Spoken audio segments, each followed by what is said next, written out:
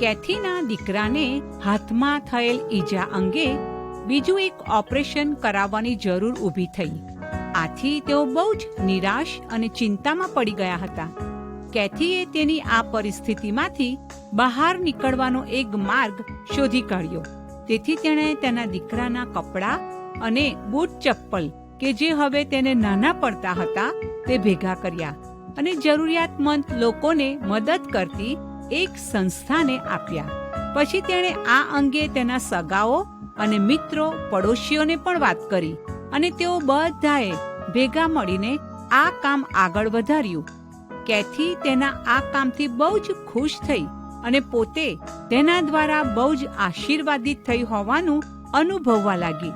ખરેખર આ અનુભવે તેમની ભાવનાઓને ઉત્તેજન મળ્યું અને તેમનું મન બહારના કામ તરફ કેન્દ્રિત પણ થઈ શક્યું.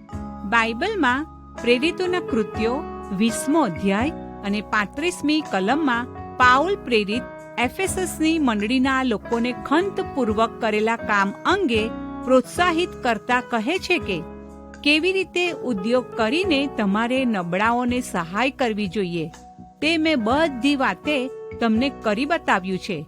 અને લેવા કરતા આપવામાં વધારે ધન્યતા છે. એ પ્રભુ ઈસુનું વચન જે તેમણે પોતે કહ્યું છે એ તમારે યાદ રાખવું જોઈએ.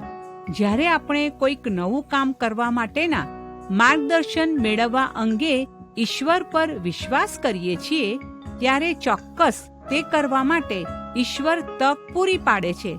કેથી અને તેના પરિવારની જેમ પરિણામે આપણે જે આનંદ અને સંતોષની લાગણી અનુભવીએ છીએ તે ખરેખર આશ્ચર્યકારક સાબિત થાય છે.